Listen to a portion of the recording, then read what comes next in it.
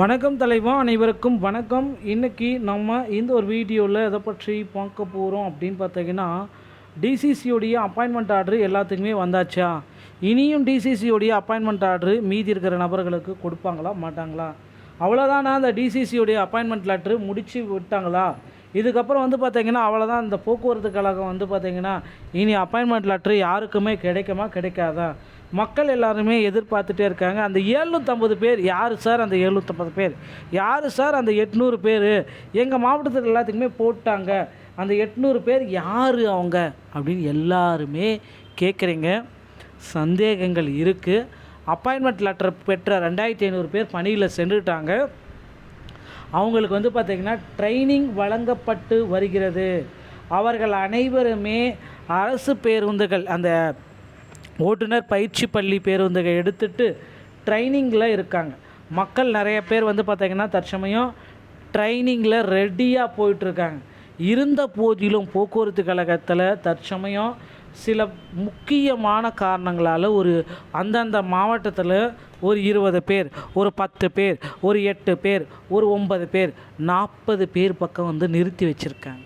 So இவர்களுக்கு எல்லாத்துக்குமே மீண்டும் ஒரு வாய்ப்பு கொடுக்க போகிறாங்க. ஸோ நீங்கள் எதிர்பார்த்த அந்த தருணம் வந்துவிட்டது மக்களே. போக்குவரத்து கழகத்தில் முக்கியமான ஒரு அறிவிப்பை வெளியிட போகிறாங்க. ஸோ நீங்கள் எல்லாருமே எதிர்பார்த்த மாதிரி கிட்டத்தட்ட அந்த 800 பேருக்குமே இனி நல்ல காலம் பிறந்தாச்சு அப்படின்றது சொல்லலாம். அந்த 800 பேருக்குமே போக்குவரத்து கழகத்தில் இன்று இல்லைன்னா நாளைக்குள்ளார அப்பாயின்மெண்ட் லெட்ரு வர இருக்குது. உங்கள் அருகாமையில் இருக்கிற போஸ்ட்மேனை இப்போவே கேட்டு வச்சுக்கோங்க.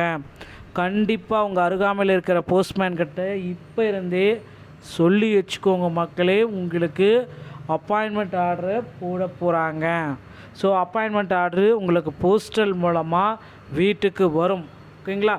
ஸோ ஒரு வேளை வரலாம் கூட பார்த்தீங்கன்னா உடனடியாக அங்கே அருகாமையில் இருக்கிற போஸ்ட்மேனை தயவு செய்து சொல்லி வச்சுக்கோங்க. இது சொல்லலை அப்படின்னா மிஸ் ஆனால் ஒன்றும் பண்ண முடியாது. திரும்ப அப்பாயின்மெண்ட் லெட்டர் கிடைக்குமா அப்படின்றது சொல்ல முடியாது. ஸோ அதனால் போக்குவரத்து கழகத்தில் தற்சமயம் முக்கியமான அப்டேட்டுகள் வந்து கொண்டே இருக்குது. ஸோ 2026 டிஎன்எஸ்டிசியோடைய நோட்டிஃபிகேஷன்ஸ் வர இருக்குது மக்களே. அந்த நோட்டிஃபிகேஷனில் நிறைய பீப்புள்ஸுக்கு வாய்ப்புகள் அளிக்க போகிறாங்க போக்குவரத்து கழகம். ஸோ 2026 நோட்டிஃபிகேஷன் இன்னும் வரத்துக்கு இன்னும் ஒரு 20 நாள் தான் இருக்குது. ஸோ 2025 நோட்டிஃபிகேஷன் ஏப்ரலில் வெளியிட்டாங்க. இப்போ 2026 நோட்டிஃபிகேஷன் வரக்கூடிய ஏப்ரலில் இன்னும் ஒரு வாரம் தான் இருக்குது டெட்லைன். ஸோ அதுக்குள்ளார உங்களுக்கு அந்த நோட்டிஃபிகேஷன் ரெடி ஆயிரும். அதில் வெளியிட போகிறாங்க. அதில் ரெடி ஆகிக்கோங்க. அடுத்தடுத்த தகவல்கள் எல்லாமே 2026 நோட்டிஃபிகேஷனில் உங்களுக்கு கிடைக்கும் அப்படின்றது குறிப்பாகவே சொல்லலாம். ஸோ போக்குவரத்து கழகத்தில் டிரைவர் கம் கண்டக்டர் எடுப்பாங்களா, டிரைவர் தனியாக எடுப்பாங்களா, கண்டக்டர் தனியாக எடுப்பாங்களா அப்படின்னு கேட்குறீங்க. கண்டிப்பாக டிரைவர் தனியாகவும் கண்டக்டர் தனியாகவும் எடுக்க போகிறாங்க. டிரைவர் கம் கண்டக்டர் எடுக்கிறதுக்கு பதிலாக டிரைவர் தனியாக கண்டக்டர் தனியாக எடுக்க முடிவு பண்ணிட்டாங்க. இனி வரும் காலங்களில் டிரைவர் தனியாக கண்டக்டர் தனியாக தான் இருக்கும். ஸோ நீங்கள் போக்குவரத்து கழகத்தில் காத்திருக்கீங்க, வேலைக்காக காத்துட்ருக்கீங்க அப்படின்னா உங்களுக்கு வந்திருக்க இந்த ஒரு நல்ல செய்தியை தான் நான் இப்போ சொல்லிகிட்ருக்கேன்.